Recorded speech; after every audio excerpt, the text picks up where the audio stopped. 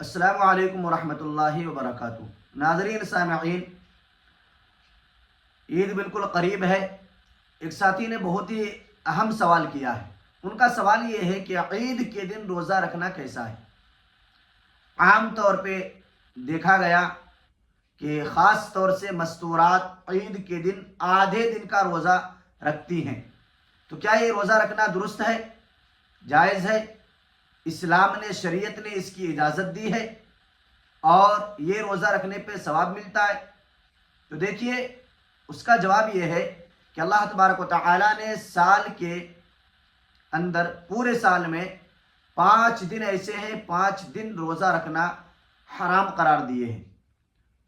ان 5 دنوں میں روزہ رکھنا ناجائز اور حرام ہے۔ ان میں سے پہلا دن عید الفطر کا دن ہے۔ عید الفطر کے دن اگر کوئی شخص روزہ رکھے تو ان کا روزہ رکھنا ناجائز اور حرام ہوگا، چاہے آدھے دن کا ہی کیوں نہ ہو، 1 گھنٹے کے لیے ہی کیوں نہ ہو۔ نمبر 2، عید الاضحیٰ کے دن یعنی 10 ذی الحجہ کو، اس دن بھی روزہ رکھنا حرام۔ نمبر 3، 11 ذی الحجہ کو۔ نمبر 4، 12 ذی الحجہ کو۔ اور نمبر 5، 13 ذی الحجہ کو۔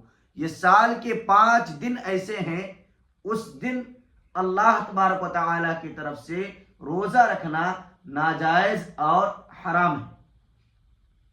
ہاں، اتنی بات احادیث مبارکہ کے اندر ملتی ہے کہ عید الاضحیٰ کے دن انسان کوشش یہ کرے کہ قربانی کے گوشت سے ہی کھانا تناول کرے۔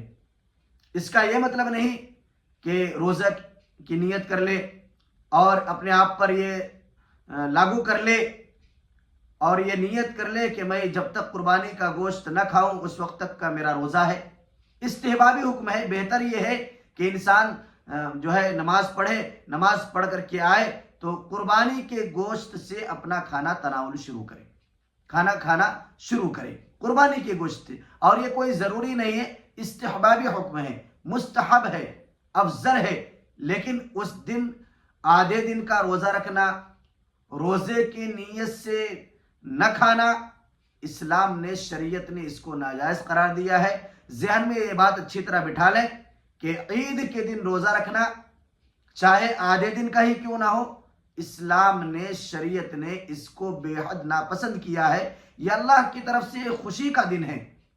اس دن اللہ تبارک و تعالیٰ نے روزہ رکھنے سے منع فرمایا ہے۔